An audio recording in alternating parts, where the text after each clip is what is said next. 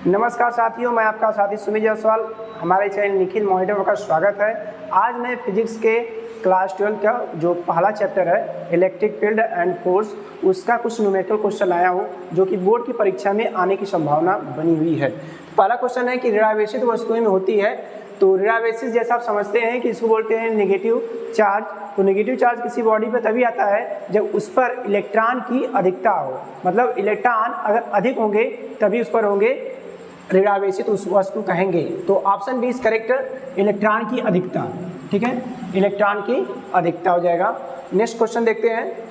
अगला क्वेश्चन,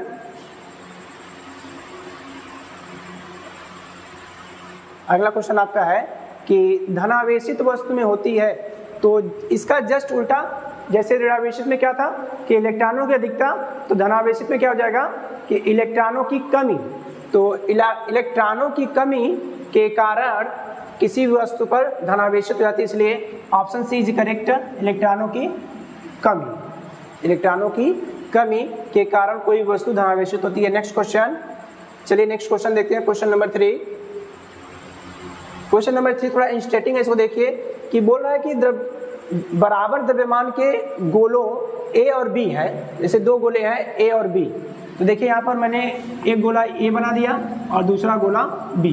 तो यहाँ पर दो गोले हैं, जैसे कि एक पर है आपका प्लस चार्ज और दूसरे पर है माइनस चार्ज। ठीक है, यदि आवेशन के पश्चात इनके द्रव्यमान क्रमशः एम ए और एम बी हों, तो एम ए और एम बी में क्या संबंध होगा। तो देखिए जैसे कि आपका पहला गोला ये है और दूसरा गोला ये है। ठीक है, देखिए ये गोला ए है, गोला बी है। तो गोले ए में प्लस चार्ज है।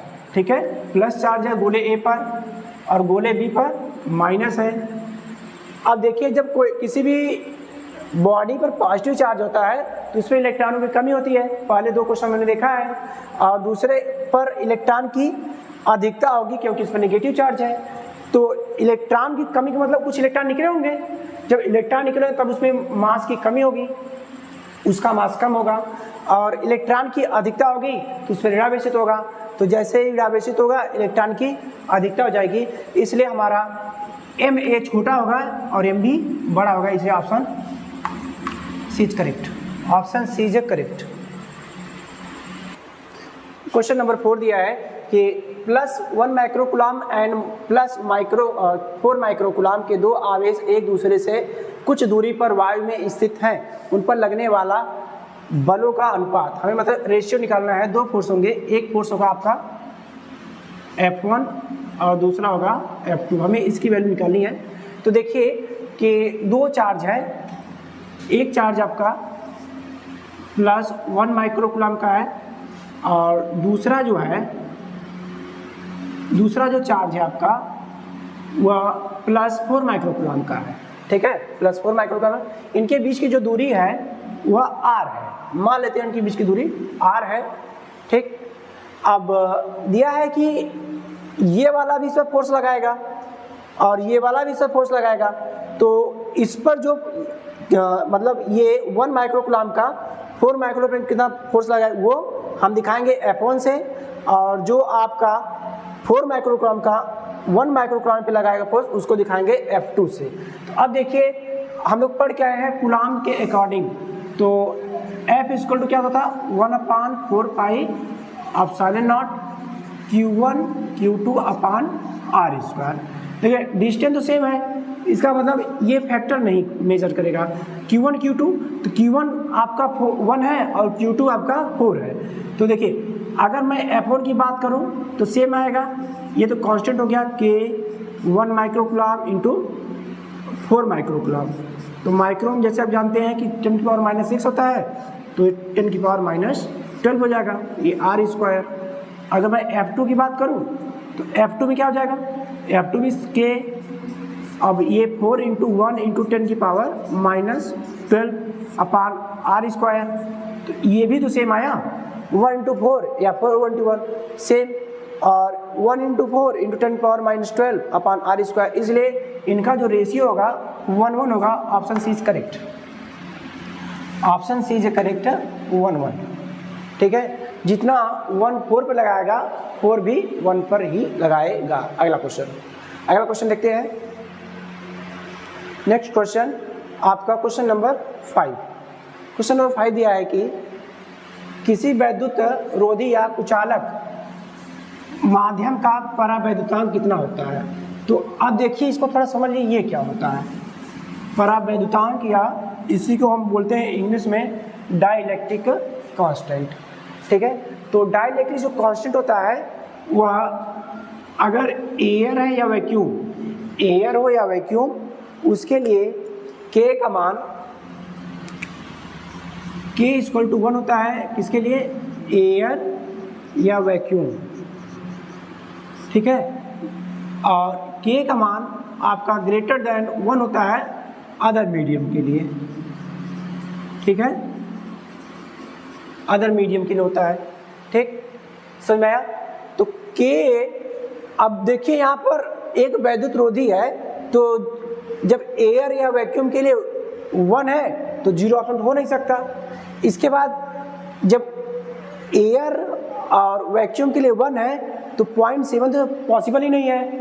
और तीसरा ऑप्शन दिया है -3, ये तो इसकी जो लिमिट है वो 1 तक है, तो -3 तो कतई ही नहीं हो सकता, इसलिए बच गया हमारा ऑप्शन डी 6। तो किसी भी वैद्युत कुचालक का जो इस पर्टिकुलर क्वेश्चन के लिए है, इसका ऑप्शन हो जाएगा D is correct. D is correct. ठीक है, ऑप्शन डी इज करेक्ट। चलिए नेक्स्ट क्वेश्चन देखते हैं। Question number 6। क्वेश्चन नंबर 6 दिया है कि आपके दो बिंदु आवेशों के बीच F न्यूटन स्थिर बल कार्य करता है। यदि आवेशों को के परावैद्युतांक के माध्यम में रख दिया जाए तो यह बल क्या होगा। तो जैसा आप जानते हैं कि कूलाम के नियम के अनुसार, कूलाम का नियम कहता है कि अगर दो चार्ज है Q1 और Q2 और उनके बीच की दूरी r है, तो ये जो बल होता है ये कुछ इस तरह से आता है, जहाँ पे k क्या आपका k 1/4πε0 है और Q1 और Q2। ठीक है, तो देखिए यहाँ पे माध्यम आ रहा है। जब माध्यम आता है तो इस जो हमने k लिखा है इसी की वैल्यू होती है 1/4πε0। ε0 जो है वह परमिटिविटी ऑफ फ्री स्पेस है, लेकिन अगर हम कोई माध्यम लाएंगे तो ये ε0 इंटू के हो जाता है। ठीक है, ε0 इंटू के, और ये फोर्स हो जाएगा Q1 Q2/r²। तो देखिए इतना टर्म तो आपका F है। कब है? जब मीडियम हमारा एयर हो या वैक्यूम, तब ये फार्मूला होता है।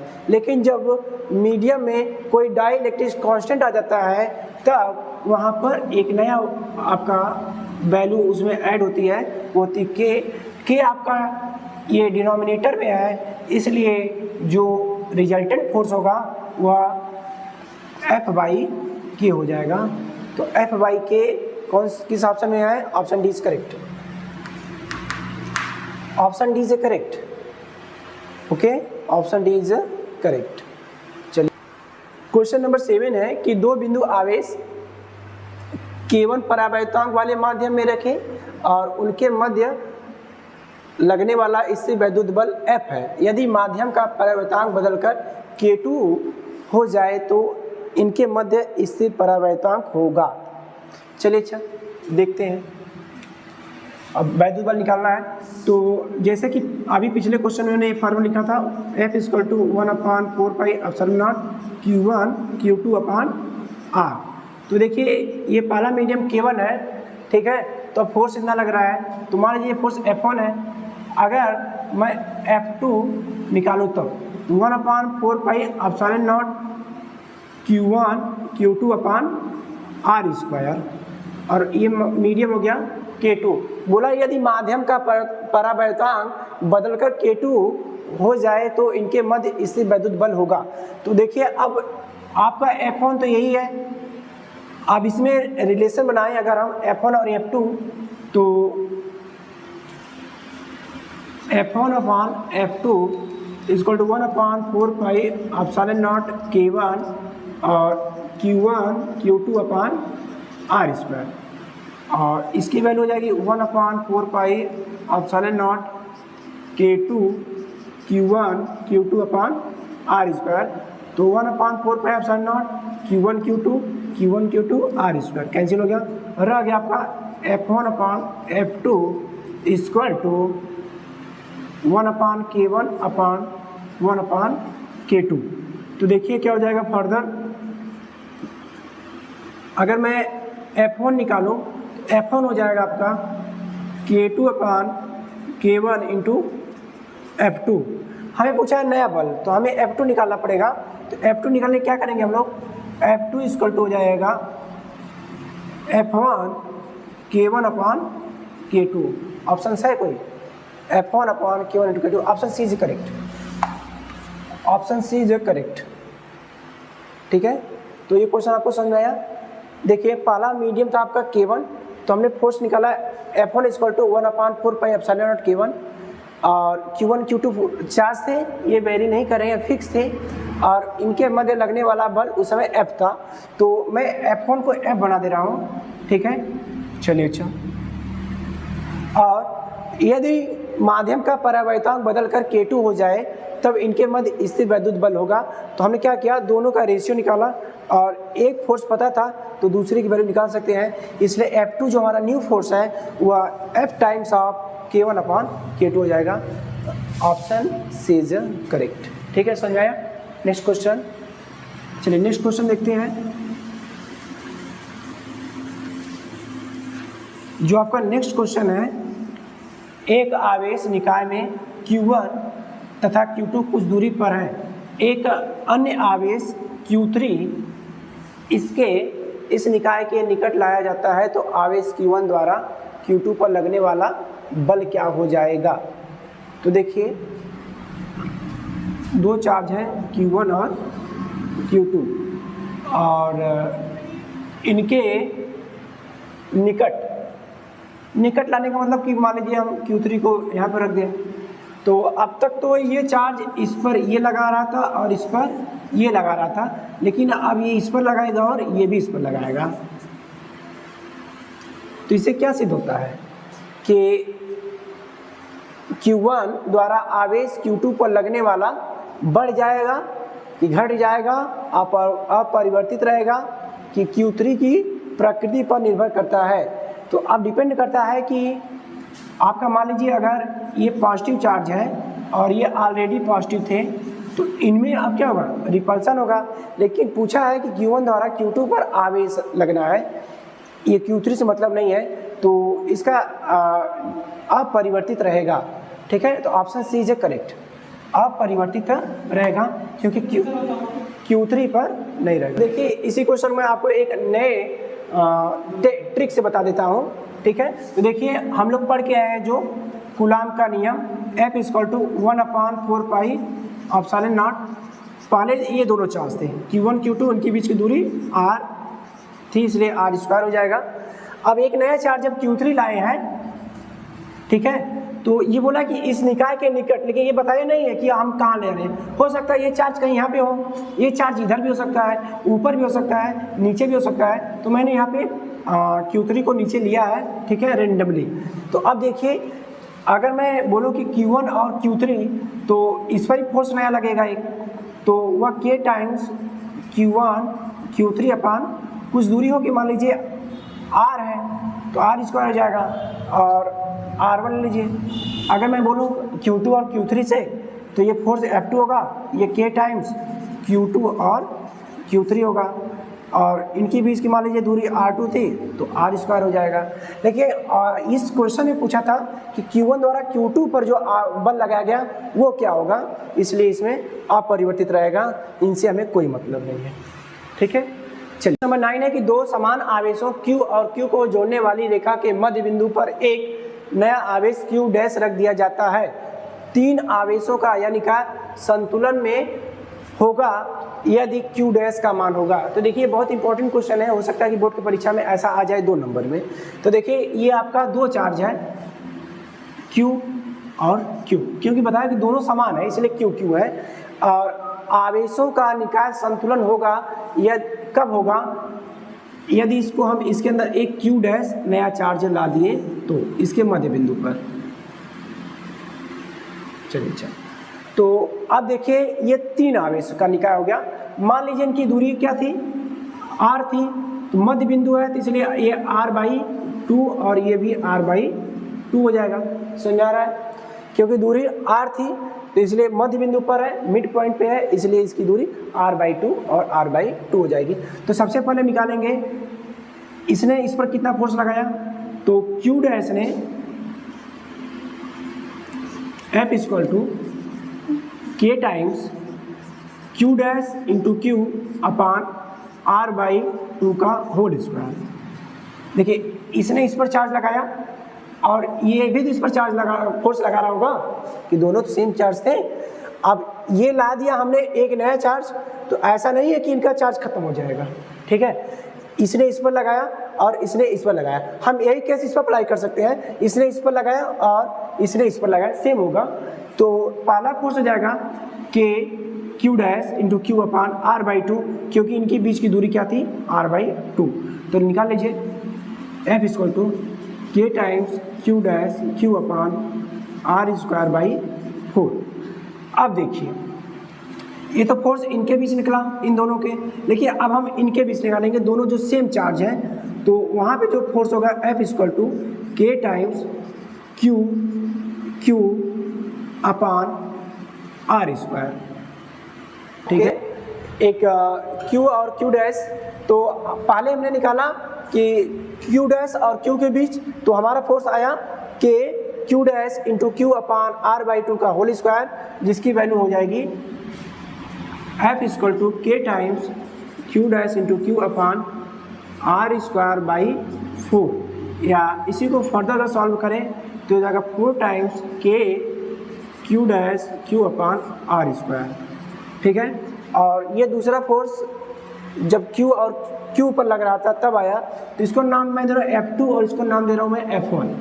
तो निकाय संतुलन में है तो F1 प्लस F2 बराबर 0, इसलिए रख देंगे कि 4K Q डैश Q अपान r² plus K times Q अपान r² = 0। तो देखिए इसमें कुछ कॉमन है, K तो ये कैंसिल हुआ, Q कैंसिल हुआ, r² कैंसिल हो गया, तो रह गया आपका 4Q डैश प्लस इधर से रह गया Q = 0, Q = माइनस 4Q, या Q डैश = माइनस Q/4, तो minus Q/4, option B is correct, option B is correct, ठीक है। तो ये क्वेश्चन आपको समझ में आया, option B is correct, minus Q/4 हो जाएगा। इसमें कॉन्सेप्ट यही था कि मिड पॉइंट पे एक नया चार्ज जो आपका है उसको लाया गया, और इसके बाद ये दोनों चार्ज Q और Q थे जिनकी बीच की दूरी r थी, तो मिड पॉइंट पे जैसे r/2 रखेंगे, तो पहले Q और Q डैश के बीच का चार्ज निकालेंगे, उसके फोर्स निकालेंगे, उसके बाद Q और Q के बीच का फोर्स निकालेंगे और दोनों को निकाल के ऐड कर लेंगे, और ऐड करने के बाद ये जो सिस्टम है ये स्टेबल है, इक्विलिब्रियम में है, इसलिए ये आपका हो जाएगा नेट फोर्स 0। चलिए क्वेश्चन नंबर 10 है। क्वेश्चन नंबर 10 यह है कि एक कूलाम आवेश में इलेक्ट्रॉनों की संख्या, ये कक्षा 10 की बोर्ड की परीक्षा में भी आते हैं और कक्षा 12 में तो मुश्किल है, लेकिन हो सकता है कि आप अगर किसी 12th की बाद अगर पढ़ाई करना चाहते हैं और एग्जाम की तैयारी करना चाहते हैं तो उन परीक्षाओं में ये ऑब्जेक्टिव टाइप के क्वेश्चन आते हैं 1 नंबर के, ठीक है। तो ये क्वेश्चन आप थोड़ा इसको देख लीजिए कैसे निकालते हैं, इसको भी समझते चलिए। तो एक कूलाम आवेश है, तो सबसे पहले हम जो बेसिक आपका कूलाम वाले चैप्टर में जो हम पढ़े थे बेसिक क्वांटाइजेशन ऑफ चार्ज। तो क्वांटाइजेशन ऑफ चार्ज क्या होता था कि ये बताया कि अगर कोई भी चार्ज है तो उस पर जो जो इलेक्ट्रॉन होते हैं वह आपके n जहाँ पे इंटीजर है, इसका मतलब है कि वह n के गुणक के रूप में होते हैं, और n का गुणक मतलब उसे पॉजिटिव और नेगेटिव दोनों हो सकता है जो चार्ज होता है। तो मान लीजिए किसी बॉडी पर चार्ज Q है, अब ये नहीं पता कि प्लस है कि माइनस है, ये भी नहीं पता है कितना है, लेकिन ये हम बता सकते हैं कि जो भी होगा वह इलेक्ट्रॉन का मल्टीपल के ही रूप में होगा। इसका मतलब कि अगर किसी बॉडी पर चार्ज 1 कूलम है तो n 1 है तो वो लिखेंगे, 2 माइनस इलेक्ट्रॉन के बराबर है तो -2 लिखेंगे, प्लस 3 इलेक्ट्रॉन के बराबर तो प्लस लिखेंगे। तो इसलिए Q बराबर प्लस माइनस Ne। इसको बोलते हैं हम लोग क्वांटाइजेशन ऑफ चार्ज। तो देखें यहाँ पर Q = 1 है, क्योंकि 1 कूलम दिया था, 1 कूलम है, और पूछा है इलेक्ट्रॉनों की संख्या। इलेक्ट्रॉनों की संख्या मतलब n की वैल्यू पूछा है, Ne। तो 1/E = n। चलिए वैल्यू पुट करिए, 1/E, E की वैल्यू 1.6 × 10⁻19 = n। तो अब देखिए 1/1.6 पावर ऊपर जाएगी तो पॉजिटिव हो जाएगी, = n। अब देखिए एक पावर कम कर देंगे तो ये 1 से 10 हो जाएगा, ये 10 की पावर 18 हो जाएगा, और इसको डिवाइड करेंगे तो ये लगभग आपका 6.25 × 10⁻18। इसका मतलब ये हुआ कि 1 कूलम चार्ज में इलेक्ट्रॉनों की जो संख्या होती है वह 6.25 × 10⁻18, ऑप्शन बी इज करेक्ट। इसको याद कर लीजिए क्योंकि यह बोर्ड की परीक्षा में आ सकता है, हाई स्कूल की। ठीक है, देखिए ऑप्शन इसमें 3 सेम थे, 6.25 × 10⁻17 पावर कम थे, इसमें क्या था 6.25 × 10⁻18, और इसमें 6.25 × 10⁻19। 3 ऑप्शन सेम है, बस पावर का डिफरेंस है। तो आप इसको, ये जो फार्मूला है इसके अकॉर्डिंग लगाइएगा, रट के मत जाइएगा। ठीक है, तो आज मैंने आपको टोटल 10 क्वेश्चन कराया है इस वीडियो में, और नेक्स्ट वीडियो हम लाएंगे तो उसके बाद लगभग 36 क्वेश्चन और बचे हैं जो कि ऑब्जेक्टिव टाइप के ही हैं, और नेक्स्ट वीडियो में वो सभी क्वेश्चन कराऊंगा। तब तक के लिए आप नए वीडियो का इंतज़ार कीजिए। धन्यवाद।